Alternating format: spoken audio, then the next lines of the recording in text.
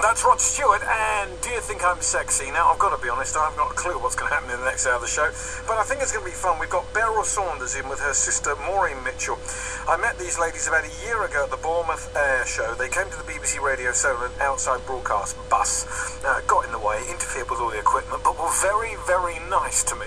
And I said, you girls are so much fun, we've got to get you in. So here they are, the BBC Radio Solent Golden Girls.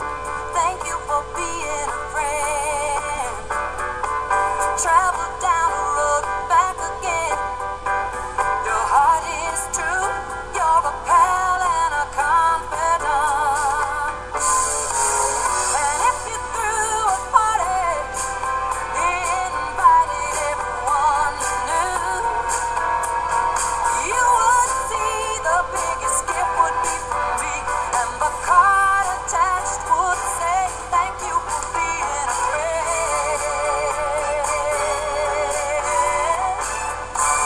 Good afternoon, ladies. Good afternoon, Alex. Thank you very much for coming in. Now, Beryl, you send a lot of texts and a lot of emails to BBC Radio Solent, don't you? I do.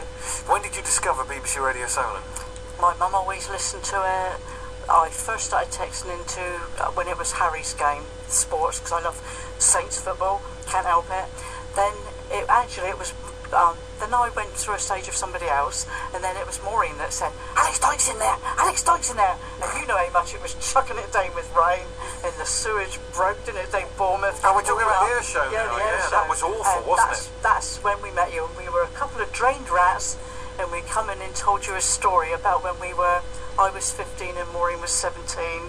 That's right, and you were talking about growing up in Southampton and how wonderful it was growing up in Southampton. So that's what we're going to hear today. We want your stories of growing up. Now, one of you was born in the late 40s, one of you was born in the late 50s. Only a couple of years difference. Early 50s. Sorry. Early 50s. Oh, Early 50s. So only a couple of years difference in age. Were you girls always close, Maureen? Yes. You were? Always. Yeah, we did everything together. Yeah. Played. Rangers, especially over the green from us. Was Southampton a bit of a special place then, or didn't it matter where you grew up? You girls were just out to have fun. Everywhere. Well, say everywhere. Southampton was safe. We went out any time of day, as long as our mum knew where we were going and what time we'd be home. She didn't worry about us because she knew we would be safe. And we didn't go too far from home. We had lots to do round our way, and we did enjoy it. Yep. Innocent days. It was. Yep. Black and white days. Yeah. It was good. Yeah, we was hard up, but we was fed and we had fun.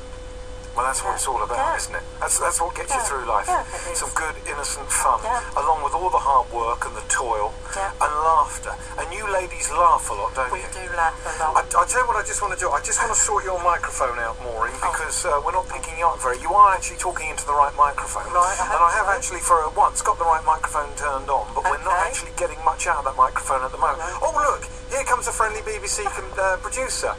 Careful with it, Alan. It's worth a lot of money. Okay, is that better? So we're going to sort that out. Now, Maureen, when you left school, you ended up upholstering. No, that was me. Sorry, Beryl, you ended up upholstering the QE2.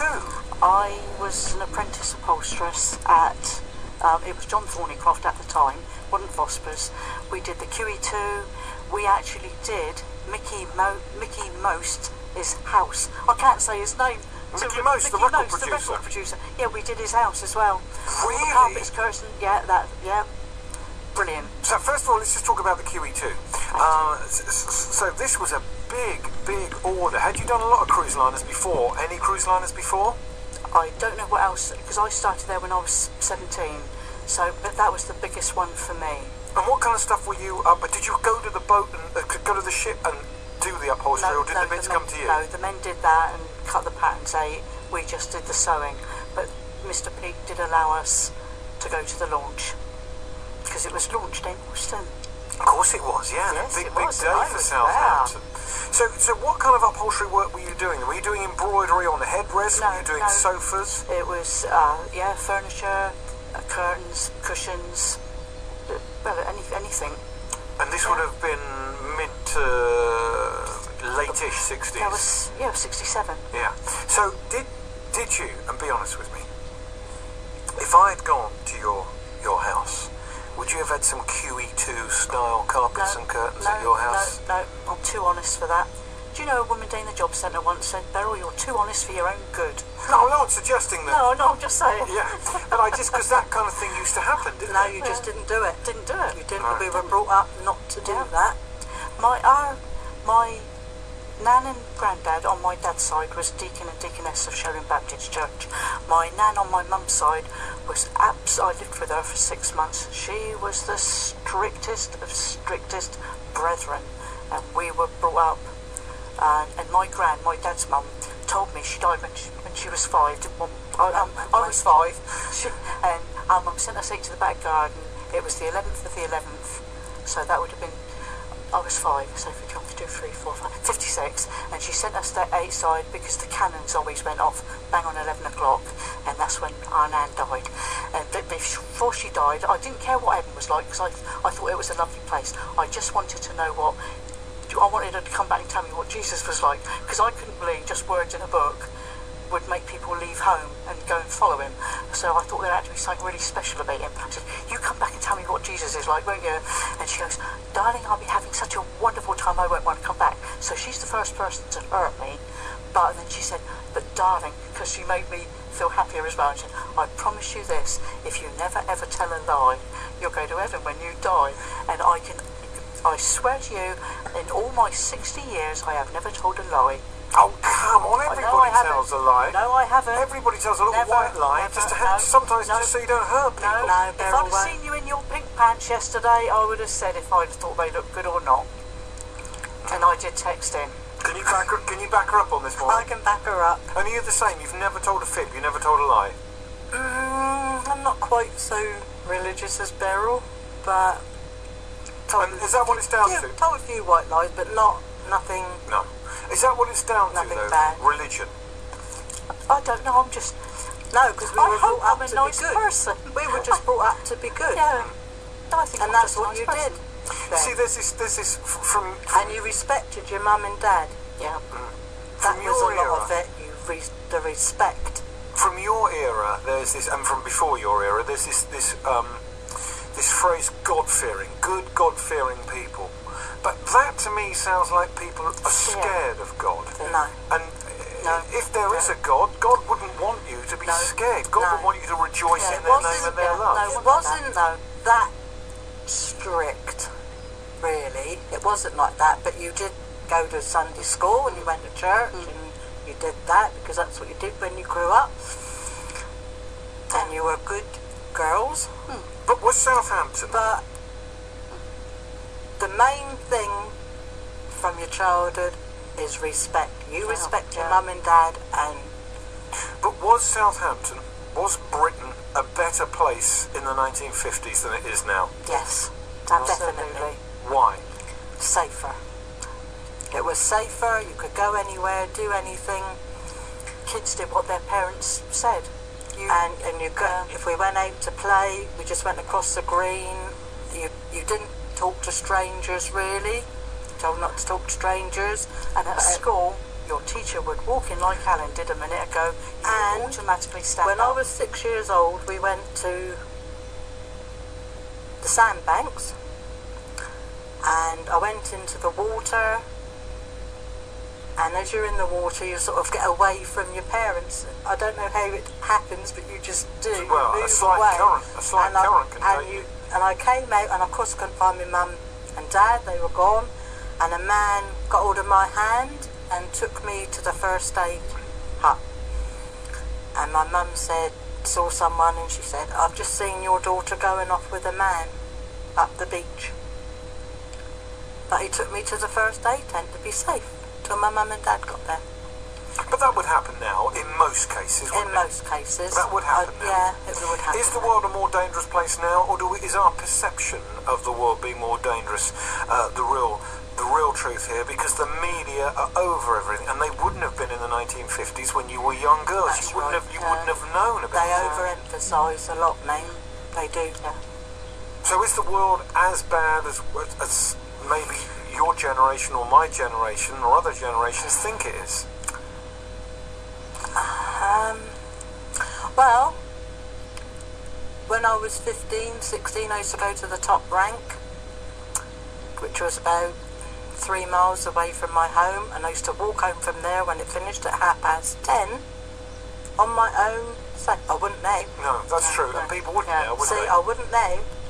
No, but that's a good point. That's where I met my husband. That's Top rank. That's why I think it is different now. Yeah. All right, well, look, we'll talk some more in a minute, girls. I've got a song here by Okay. James Morrison and Jessie J. This is called Up.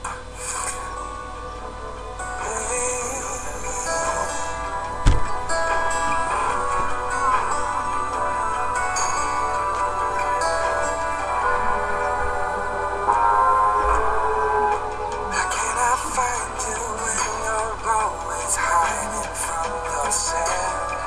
Playing hide and seek with me till it gets too dark inside your shell. Why do I even try when you take me for granted? I should know better by now. When you call, I already hear that crashing sound as it all falls down. It's never too late to turn it back around. Yeah, I know you can. Don't bury your deals deep in the ground. Let it all fall down. The only way is up, up, up. The only way is up.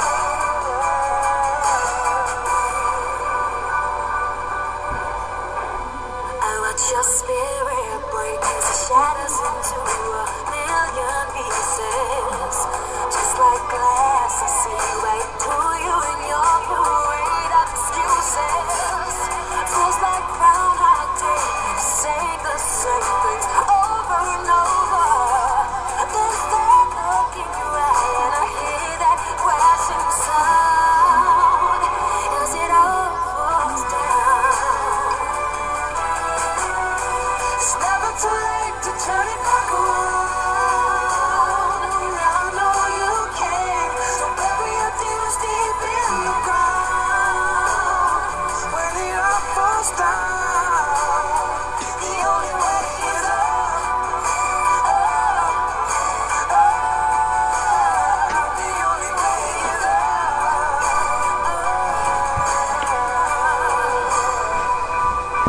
Well, it's your love that's strong.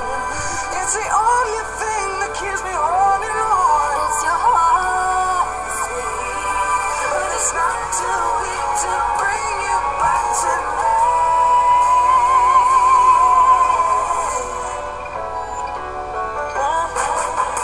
It's never too late to turn it back around.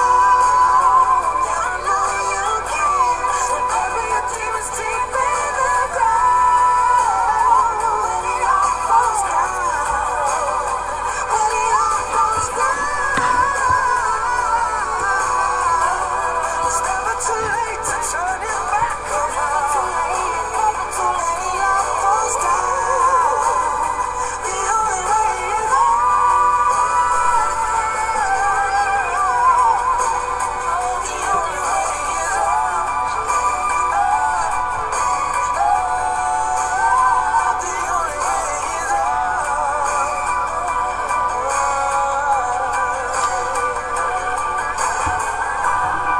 That's James Morrison and Jessie J at BBC Radio Solent, and The Only Way Is Up. And now, last year I met two lovely young ladies, and I thought I'd ask them to come into the studio and we would talk about how life has changed in the last 40, 50 years or so.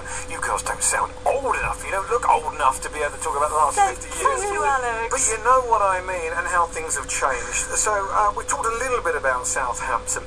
Now let's talk about music, because there's Jessie J and James Morrison and a current-ish tune. But for you girls, it was not so much the rock and roll of the late 50s, it was more the pop of the 1960s when you were teenagers that you loved, wasn't it? Absolutely. So for you, Maureen, it was Dave D, Dozy, Beaky, Mick and Titch and the Trogs. Yes. And Hines. And Hines. From Eastleigh. The late Hines. Yeah, from Eastleigh. Yeah. So what was it about the Trogs? Their music. Their music. Not their look, the way their swagger, the way they sung the songs. A bit, I suppose, but it was just the music. And It Dave was so D, different. Dave D was a dream. was he? Yeah. What a dream to look at. Yeah. And a He was dreamy lovely. voice. And a voice. And when he did Xanadu with his whip, is something else. Yeah.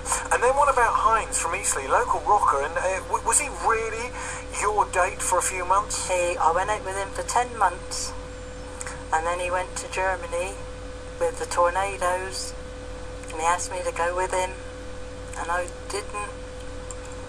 Didn't want to leave our mum. No, didn't go. Did you want to go? But yeah. Would it have been much of a life for you, and a life that you would have expected to lead if you were brought up in quite a strict religious home, going off to Germany with some rock and roller?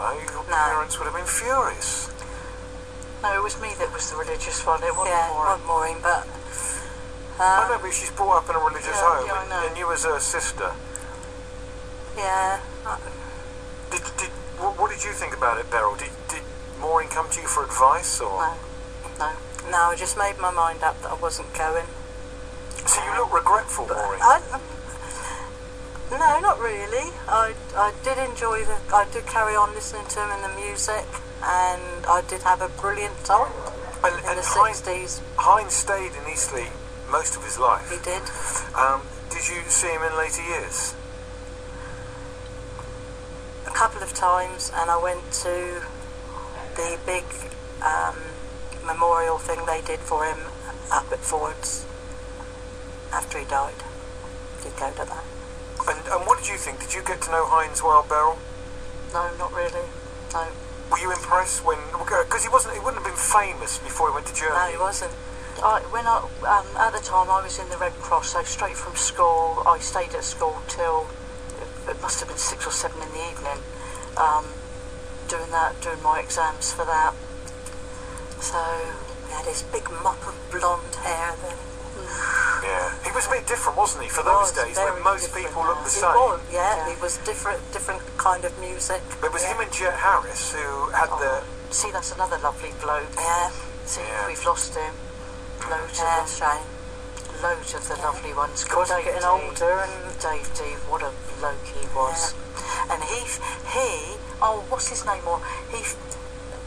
Eddie Cochran. No, who found the guitar? Dave D was a policeman. Oh, he found it, Dave yeah. D and found he the had guitar, Eddie Cochran's and guitar. That's it. That's how Yeah, he that's started. how he started. When Eddie Cochran had his car crash, that's right. Dave D was a young trainee PC, And he found the guitar. and he turned up at the accident. Yeah. Yeah. Yeah. All right, we'll talk more about some of the music, some of the great loves of your life, and the changing face of Southampton, if you still really are in love with Southampton, after we've done traffic and travel and weather. A largely dry afternoon, good spells of sunshine developing, pleasantly warm with highs of 20 Celsius, 60 free from Candy Stat. I'm going to play that for Patty and Lake. Thank you very much for your text, Patty. Right, so I'm with Southampton's answer to the Golden Girls, Beryl and Maureen Mitchell and Beryl Saunders. We're talking about the changing life in Southampton, growing up in a town which has just, like all British towns, and that's one of the reasons we're doing this, ladies, is that all our towns were similar. If you go back to the 40s and 50s, now they're all exactly the same. Great shops, great shop frontages, local jobs for people, walking from one job to another, and enjoying live music, not with thousands and thousands and thousands of people in a field with a festival atmosphere, but just going to the local guild hall. Yeah. And when Radio 1 was being born, you were telling me, Beryl, they were promoting it by getting rid of the light programme and doing some outside gigs, yeah? We had to have tickets. We went to the Guildhall. The Ivy League was going to be there. Rosemary Clooney, someone else, and a chap called Neil Christian. Now, Neil Christian, he sang a song called That's Nice. He's since died. Lovely, lovely, lovely bloke. And he had this great big brown sloppy Joe jumper with the cable and all the rest of it. Maureen and me, it's the only time I played hooky from school. I always went to school, only had hooky she had a day off. She had a day off work, and we met in town. We went over and had a pie in the plastic pie shop, because the bus station was opposite the Civic in those days, because it was 100 years ago. And Maureen backcombed my hair all up, and we put this makeup on, absolutely awful, and cleaned our teeth in case we kissed anybody. And then we made our way. Oh, we had these blue shift dresses. That's all they were. They were 10 bob at CNAs. These blue shift dresses, blue with blue flowers.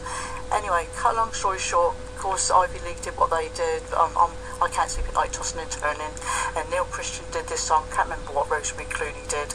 Anyway, we wanted to get hold of this Neil Christian. God, he was lovely. God, he was to die for. Anyway, so he allowed us.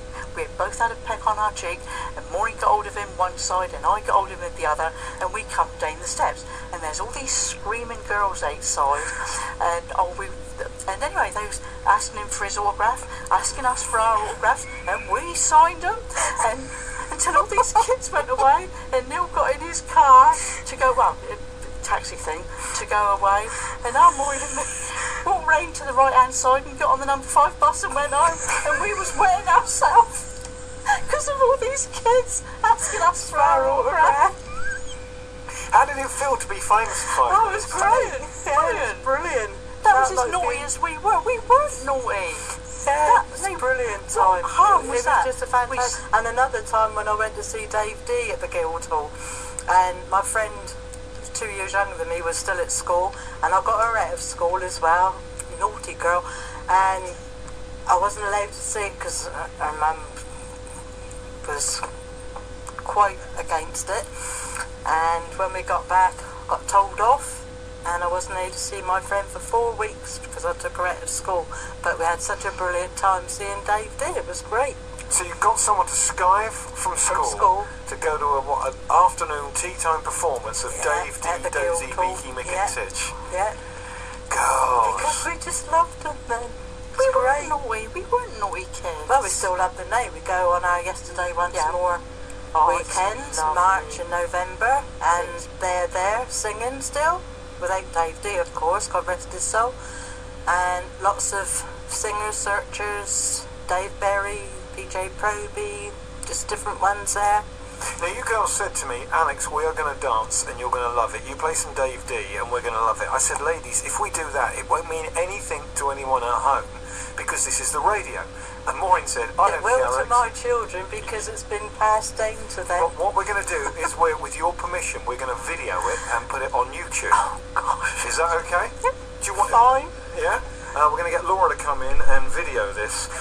So this is something that you will enjoy at a later date. Laura, how long until we could get this up on YouTube? 30 seconds? 30 seconds. So at 1 o'clock you could go and watch this. So ladies, are you ready Yeah, for yeah. kind of what we're going to call video radio? If you'd like to go into the corner near the door there, ladies, I will put the record on. Is this a dance that you... Not line dancing. Maureen made it up in 1977. So this is before line dancing. Yeah. Maureen, you... My sister and I did this dance. In 1977. Do you think now, later on, Maureen is convinced that she wrote Nemo? Beryl did. Oh, Beryl wrote Nemo and it was stolen from her. But we'll get to that later. So you're actually now saying you invented line dancing?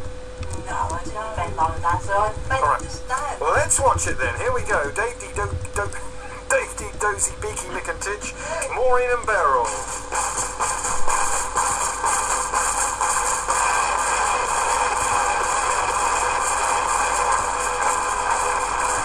I'm afraid, girls, we can't play that. It's a full start. That track is what we call corrupted. Tiger feet. Tiger feet. Tiger feet. That's everyone we did it to.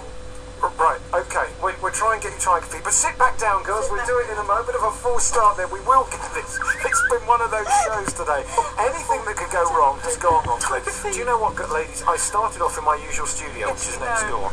We had to leave that studio on the 11 o'clock news and come in here. And come in here. Right. Oh, we've got tiger feet, ladies. All right. We've got tiger feet, so stand back up for video radio. And now we're going for tiger feet. Did you invent this dance? No, my sister and I did this.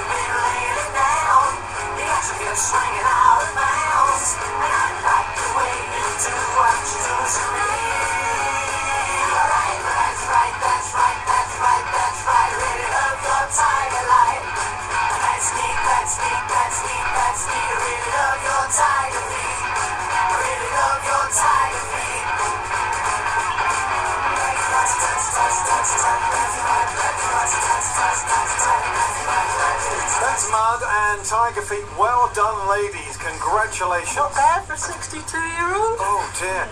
Beryl's out of breath. And you said you did a whole 60s weekend. That was barely one song, Beryl. But we do it. You do it, and you did it very well. Thank you very much. Now, we're going to load that up onto YouTube so you can enjoy that for yourself. That's the lovely Maureen Mitchell and Beryl Saunders from Southampton doing Tiger Feet on the radio, but on the video. And you'll get to see that too on Facebook real soon. What's happening in the South? BBC Radio Solent. Now, as I said, very busy this summer. We're particularly looking for events that happen on the latter part of Sunday, Monday, Tuesday and Wednesday, because we're very full for Thursday, Friday, Saturday and Sunday morning and Sunday lunchtime, you see. Winchester Cathedral's Tuesday lunchtime concert series continues today with Emily Capulet playing the piano. The concert starts at 1, admissions free, but a retiring collection will be taken to help defray the costs. Also this afternoon, Lymington Embroiderers Guild meet at the Community Centre from 2. Faye Maxwell will be talking about her experimental textiles using stitching, slashing and burning. Everyone's welcome. There's an afternoon tea at 3 at the Methodist Church at Sandown Road in Lake. Proceeds go to the Earl Mountbatten Hospice. And finally, the Family History and Local Studies group meet this afternoon. That's from 2:30 at the Bournemouth Library in the centre of town. An email will do it with 10 days notice if you would like to get on the guide. To send your event to the guide, email the details to solentguide@bbc.co.uk. I'd love to know what you think of this £170,000 beach hut. I know we've covered these stories before, but as lovely as Mudderford is, £170,000 for a beach hut, could you justify spending that much money even if you had that kind of disposable cash? I'm sure we'll mention that and talk about that in detail tomorrow. the barbecue has run out of gas. The paddling pool has been punctured. And the weather forecast isn't showing much promise. However, there's no excuse to neglect your plants. BBC Radio Solent is giving you the chance to put your horticultural questions to some of the most respected names of the local gardening scene. The Good Life presents a special summertime 2-hour question session. Whether you're a beginner or a seasoned amateur, be part of it. This Sunday afternoon from midday. BBC Radio Solent. Right, I'm with Maureen and Beryl, they're sisters, the Southampton sisters, Southampton's Golden Girls, and we've been talking about the changing face of Southampton, your memories from when you were younger girls, and we're just using Southampton as an example because what has happened in Southampton has been mirrored in Portsmouth and to a certain extent Winchester and definitely Bournemouth and even the Isle of Wight. You'd think maybe an island would escape it, but what do you think, Maureen, the main difference is now between the environment and the city of Southampton now and when you were younger? The shops. There's no personal chit-chat to the shopkeepers now. It's just in and buy, and there's such big shops now. It's not individual anymore. But surely Westquay is great for Southampton, isn't it? It is, because it's what it is now. An ever-growing young city, and it's mostly for the young. Do you think, Beryl, do you agree? For me, when I was at school, there was about 2 in my class that sort of didn't have a father. Everybody had a mum and dad. Everybody had a mum and a dad, and you were family, and you sat up to the table to eat your meals, and that don't happen anymore. Not a lot. Does that happen within your own families, with your grandchildren? Yeah, absolutely. We've kept to that. But so have we. You know, we sit down and we occasionally have the television on because I want to see the news. But we sit down as a family and have dinner together. But you don't put the television on while you're eating, because it distracts. Well, I know, and sometimes I'm guilty of that because I might want to have the news on because there might be something that I want to watch. I'm not saying it's right, I'm just saying sometimes we do that. But Beryl, what about the shops? Westquay's got to be good for Southampton, isn't it? I've been there probably about 3 times. I'd rather go in a nice little shop where they say, oh, hello, oh, how's your sister, how's this, how's that, and all that. And for me, that is special. Hayden is still at the moment, and Woolston. Yeah. Individual shops, it's much nicer. They don't know you in the big shops. But they wouldn't have known you in Tyrrell Green, would they? In the old days of, and when Bedford Place was, the big part of Southampton for shops, would they have known you in Tyrrell Green if you'd gone in there all those years ago? Depending much. Yeah, You must be used it, I written there, suppose, yeah. really, but the little local shops, the butchers, the greengrocers, they all knew you. But it was safer then. But you because just go to Sainsbury's now and Tesco's, and it's not. When I did my Duke of Edinburgh's Award, I walked with my 3 friends. There was Gillian Walker, Margaret Newton and me, and I was in the Red Cross and I did my Duke of Edinburgh's Award, and for the adventure bit we walked to Winchester. We were 15 years old. You would not do that now. No, you wouldn't. But what I don't want to do is make it look like life was perfect in the 1950s, because of course it was far from it, and there was stranger danger in the 1950s. I mean, look, in the early 60s we had the Moors murders, and I think that changed everything forever as far as people were concerned about letting their... I'm not saying they didn't let their children go out after that, but I think a lot of people were a lot more guarded after that, weren't they, and a lot more aware. Right, girls, now you want me to... You support local music. Beryl, you've brought in a track you want me to play. Yes, please. So tell me a little bit about this. Summers, and Maureen's wearing the T-shirt to go with the CD. Is. And we've brought one in. Andy Pope is the drummer with this group, and he's on your Facebook friend list, Alex. Is he and really? He likes you. Oh, well, that's nice. Yes. Hello, Andy. And this is for you to put on in a minute, later on, and have a photograph taken. Oh, I'm going to put the T-shirt on and have a photo. I'll do that for you, girls. We'll do that at 1 o'clock. Right, we're going to play out with that, but just before we do, tell me, Beryl, about... You've written a book called a children's book called The Adventures of Tosh, right? Now, this book apparently, was it picked up by the BBC? Right. What happened first, I wrote a story that was in the BBC You and Me Going Down series. It was about 2 tortoises. And Lynn Poulton was the head of this group. She was the education officer for the BBC in London.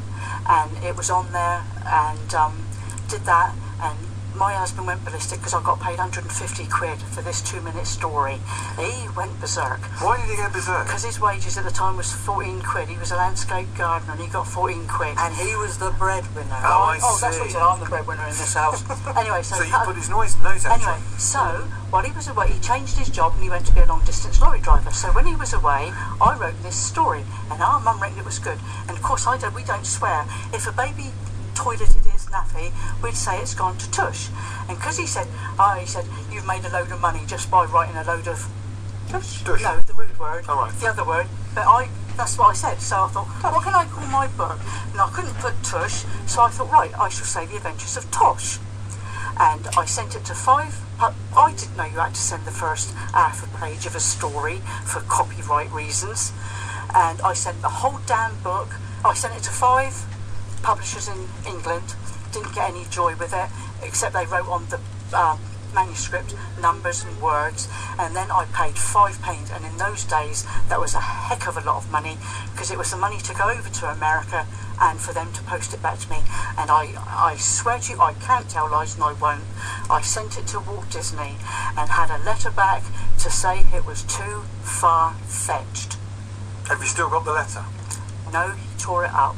But I swear to you, your husband tore it up? Yes, he did. Wow, imagine if you had that letter now. It would kind of be proof that maybe Nemo was yours.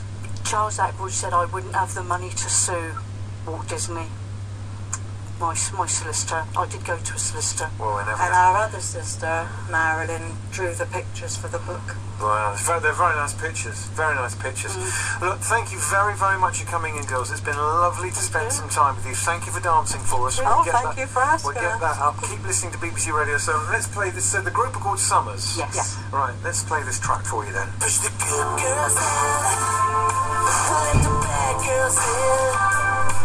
Where you can belong and chase something.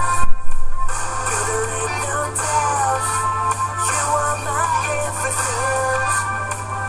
But you didn't know, 'cause I didn't show that you're leaving. And I said, hey, give me a chance to change my ways, please stay. Oh baby, don't go away. It's not too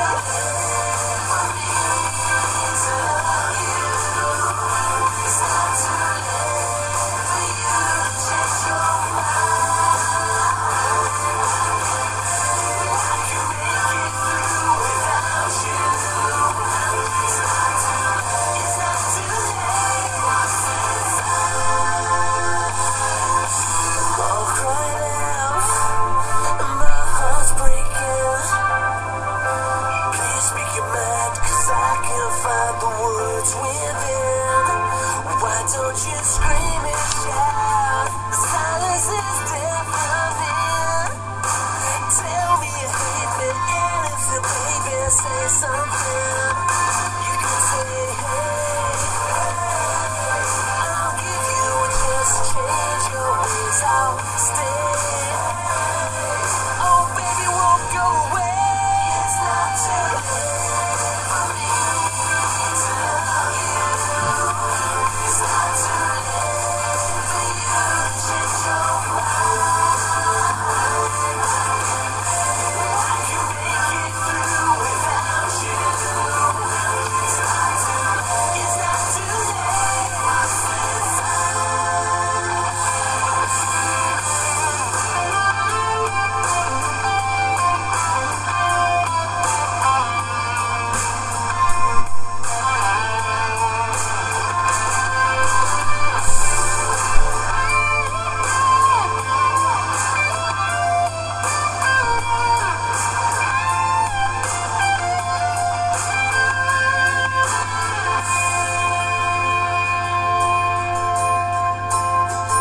You could say, hey, I'll give you a chance to change your ways. I'll stay. Oh, baby, don't go away. It's not too late for me to love you. It's not too late for you to change your mind. I can make it through without you. It's not too late. It's not too late. That's Southampton band Summers. If you want more information, go to their official website, www.officialsummers.com. Summers as in summer the season with a U. Thank you very much to the girls for joining me in the studio. Katie's along next. You're listening to the show that gets the South talking. Alex Dyke on BBC Radio Solent. Did you plan the abduction or did you do it on a whim? I did it fairly on a whim, but of course I came back and of course I was arrested. To me, I was almost forced into the situation. I actually had just to wake up in the morning and have my son with me. It's all I asked of her. I just want to see more of my son. The police sergeant came to take him.